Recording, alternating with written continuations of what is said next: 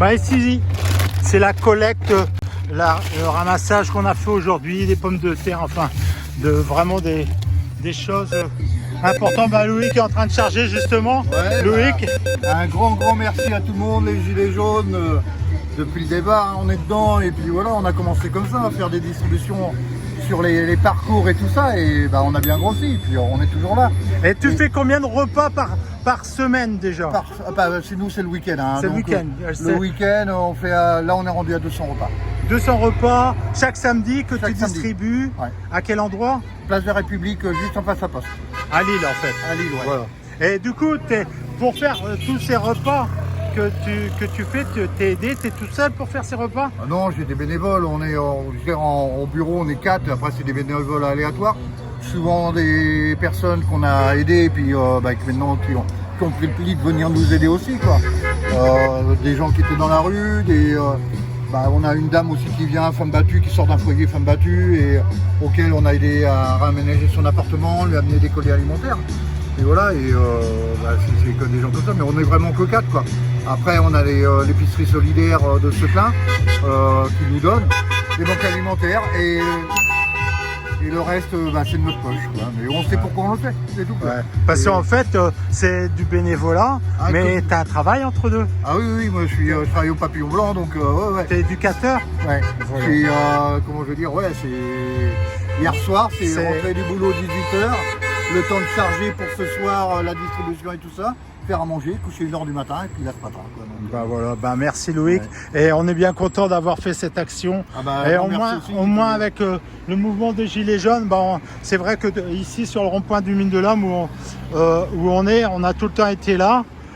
Aujourd'hui encore plus que d'habitude parce qu'il y a le 10 septembre qui se prépare, ouais. Mais l'action, le message qui avait été partagé pour le bonheur instantané, c'est l'association que tu t'occupes. La solidarité, quoi. Voilà, ça a été lancé il y a début juillet et la réponse elle est là, elle est ici concrètement. Et il y a au moins 200 kilos de nourriture et de quoi faire des repas. Ouais, comme je disais, 1 kilo de pâtes, ça fait 5 repas déjà. Ouais. Allez. Pour 5 personnes. Voilà. Allez, merci. Merci Loïc.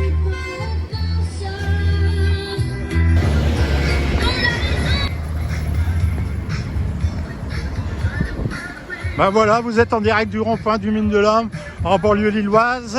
Nous saluons tous les autres ronds-points de France, de Agde, Angoulême, enfin j'oublie tous les ronds-points qu'il y a de France.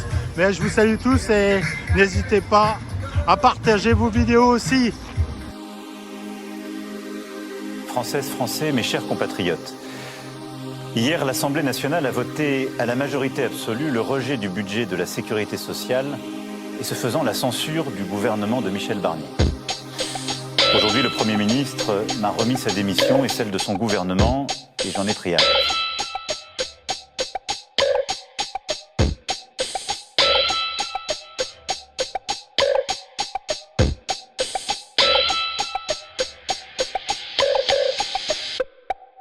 Quand tant d'autres ne l'ont pas été. Le 9 juin dernier, je me suis adressé à vous pour annoncer la dissolution de l'Assemblée nationale. Cette décision était à mes yeux en effet inéluctable. D'abord, car le vote aux élections européennes avait donné une large avance au Rassemblement national et placé les extrêmes en tête. Une large avance au Rassemblement national et placé les extrêmes en tête. Je dois bien le reconnaître, cette décision n'a pas été comprise. Je dois bien le reconnaître, cette décision n'a pas été comprise. Je dois bien le reconnaître, cette décision n'a pas été comprise.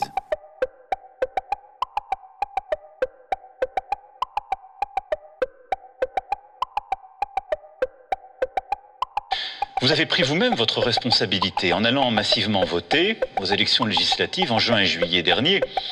Et ce vote, ainsi que les désistements réciproques décidés par plusieurs partis, ont composé une Assemblée nationale sans majorité.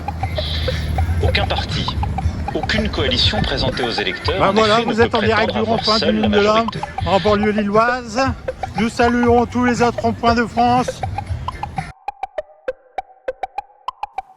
Alors, durant cet été, j'ai largement consulté D'abord pour tenter de convaincre les forces politiques de travailler ensemble, comme cela se fait chez beaucoup de nos voisins.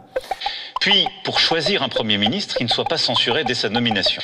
Puis pour choisir un Premier ministre qui ne soit pas censuré dès sa nomination. Le mandat que vous m'avez démocratiquement confié est un mandat de 5 ans et je l'exercerai pleinement jusqu'à son terme.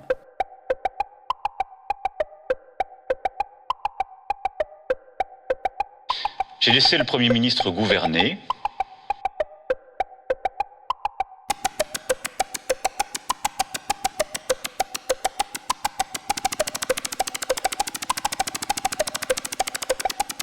Il a été censuré, ce qui est inédit depuis 60 ans, parce que l'extrême droite et l'extrême gauche se sont unis dans un front anti-républicain.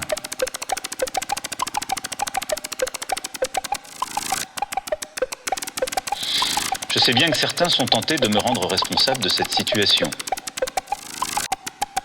Mais si j'ai toujours assumé toutes mes responsabilités, les bonnes choses comme parfois les erreurs que j'ai pu faire, je n'assumerai jamais l'irresponsabilité des autres. Et notamment des parlementaires qui ont choisi en conscience de faire tomber le budget et le gouvernement de la France à quelques jours des fêtes de Noël.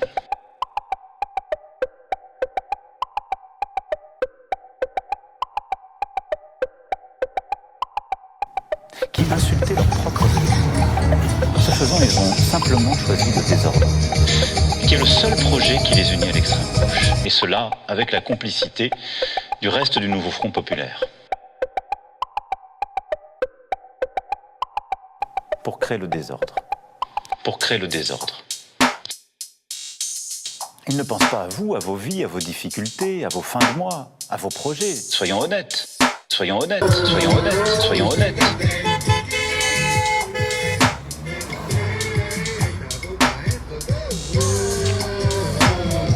Il y a de l'ambiance ici au rond-point du Mine. Nos amis Barbe Jaune, Béji. Ils ne pensent pas à vous, à vos vies, à vos difficultés, à vos fins de mois, à vos projets. Soyons honnêtes.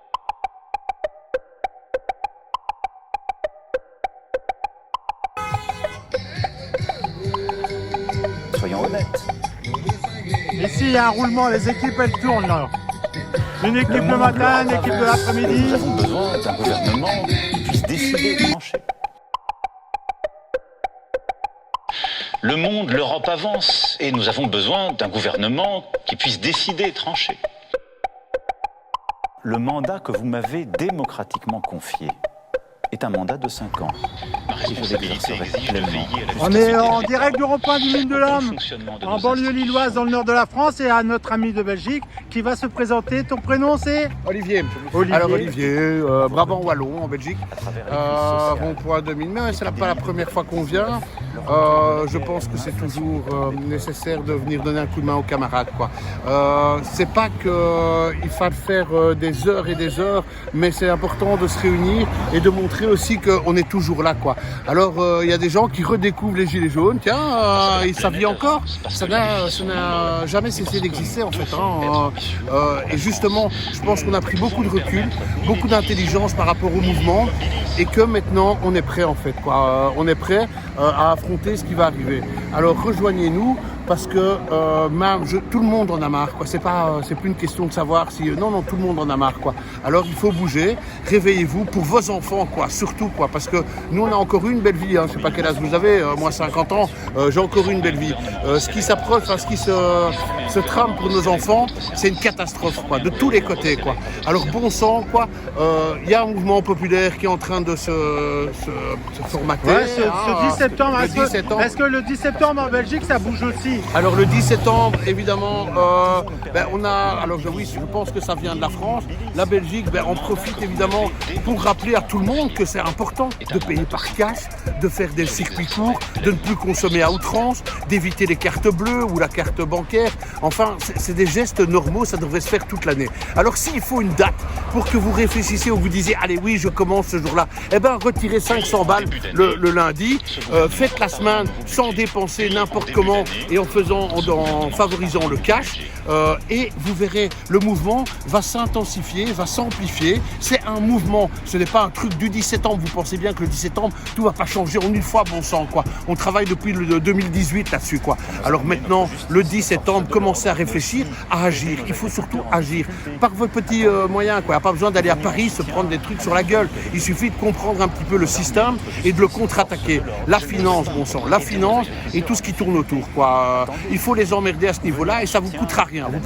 J'ai entendu dire, est-ce que toi tu es en Belgique, tu vas me confirmer, qu'il y a des petits commerçants en Belgique que quand on paye en espèces, en fait, ils déduisent l'équivalent de la TVA. Est-ce que c'est vrai? Alors, est-ce que tu as déjà jusqu'à là? Je n'ai pas encore jusqu'à là. Je m'étais fait la réflexion en me disant, moi, si j'étais commerçant, eh ben, si vous payez par cash, je vous enlève ou je vous déduis ça. Ça me paraît logique. Et puis, il y a quelqu'un qui m'a dit, ouais, ben, j'ai vu ça en Belgique. Alors, mais tant mieux, alors, hein, si on peut commencer de quelque chose. Non, mais alors, ça me paraît tellement logique, bon sang, quoi. Vous allez faire plus de pognon, restaurateurs et tout ça. Vous êtes dans la merde en France, les restaurateurs. Hein. Vous avez choisi une voie parfois qui est un petit peu difficile, eh ben réduisez les prix, faites des prix pour le cash, quoi. C'est pas compliqué, quoi. Vous diminuez un petit peu et vous verrez que les gens vont revenir et qu'ils seront très contents de payer par cash, quoi. Alors voilà, bon bah okay, je sais pas. Merci. Alors, Barbe Jaune, voilà, Barbe Jaune, c'est ton dîme. Parce que moi je t'ai déjà vu traîner je vais pas souvent à Paris. Je ne traîne pas moi. Hein, effectivement. Mais je me souviens d'une vidéo que tu as fait, que je mettrai en lien dans la mienne, comme quoi tu disais qu'il fallait stagner devant l'Elysée et faire une marque de présence. Est-ce que tu crois que cette action serait pas de bon augure actuellement? Tout à fait, elle était de bon augure hier, elle est de bon augure aujourd'hui ou demain. L'idée c'est nasser l'Elysée. Alors évidemment, c'est être aussi nasseur que les nasseurs. C'est pas cool, hein. Si tu luttes contre la violence, tu ne peux pas être violent toi-même, il y a quand même d'autres manières plus malignes de faire. Et donc, oui, nasser l'Elysée, c'est une bonne idée. Et absolument pas vilainement. Si nous sommes une foule assez importante, eh bien, je ne nasse pas l'Elysée, monsieur le policier. Je me trouve à 100 mètres, là, voilà. Ici, ce n'est pas une zone neutre. J'ai le droit d'être là, il y a une bijouterie là, il y a un magasin là. Ben voilà, je suis là. Et il se fait que mon voisin marque de présence. Mon voisin aussi. Et il se fait qu'on est 50 000 à faire la même chose. Et donc, voilà, c'est nasser l'Elysée. Ils nous ont nassés, on les nasse. C'est aussi simple que ça. L'affaire du 10 septembre, c'est rien de sorcier, en fait. Il s'agit de l'idée d'une grève générale. La grève générale, c'est un des outils qu'on a, nous les citoyens, c'est un des outils qu'on a dans notre boîte à outils, et il n'y en a pas tellement des outils, donc autant utiliser tout ce qu'on a. Et ceci, par exemple, ça a bien fonctionné en 68, ça peut bien fonctionner aujourd'hui. Donc, en quelque sorte, rien n'est inventé en ce 10 septembre.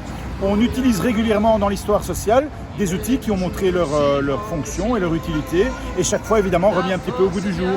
Alors, d'un autre côté, le 10 septembre, espérons que ce soit chouette et que ce soit bien, quoi que vous fassiez. Mais il y aura, je vous le dis les amis, aussi un 11 septembre et un 12. Ne mettez pas tous vos œufs dans le même panier du 10 septembre. Faites ce que vous avez à faire, ou plutôt ne faites rien ce jour-là, le moins possible. L'idée c'est de bloquer le pays. Si personne ne fait rien, personne ne prend du cash, personne ne va faire ses courses, personne ne va au boulot, personne ne ci, personne ne là. Et au contraire, tout le monde occupe tous les ronds-points, les places, les machins, en jaune ou autre, mais voilà. C'est pas mal, n'est-ce pas? Mais il n'est pas question de dire tiens, il est 18h, on se casse. Si vous êtes nombreux, faites des tournantes. Voilà, il y a une trentaine qui reste, une trentaine qui va dormir, voilà, etc. Donc l'idée de la grève générale, plus rien ne fonctionne et l'État, en tout cas les tenants de l'État, sont obligés de mettre un genou en terre. Alors nous, le but, nous les gilets jaunes, c'est qu'ils mettent un genou en terre, puis les deux, puis la tête, le cou, les couilles et tout le reste. Et que ces gens-là, finalement, aillent au diable. Ces gens ont accaparé le pouvoir. Ils se déclarent nos représentants, en réalité, ils sont nos chefs. Et que décident-ils? Des choses intéressantes pour nous? Pas vraiment. Qui croit ça? Ah bah oui, les quelques rares qui votent encore pour eux. Macron, au premier tour, a fait, je crois, 11% des voix. C'est intéressant de dire ça. Donc voilà un monsieur qui, pendant 8 ans, va tout décider de vos vies. Est-ce que vous allez recevoir du chômage ou pas? À quel âge allez-vous partir en retraite? Est-ce qu'il faut entrer en guerre avec le Luxembourg ou avec l'Ukraine? Est-ce que vous aurez de l'argent pour ci ou pas? Est-ce qu'il y aura de l'argent pour les hôpitaux dans lesquels se trouve votre maman? Etc., etc. Tout. Et ce gars a été plébiscité par 11% des gens. Alors, les amis, vous qui croyez être en démocratie, c'est un leurre. Vous croyez ça parce qu'on vous l'a dit depuis tout petit. Vous êtes gentil, vous croyez... La liberté, la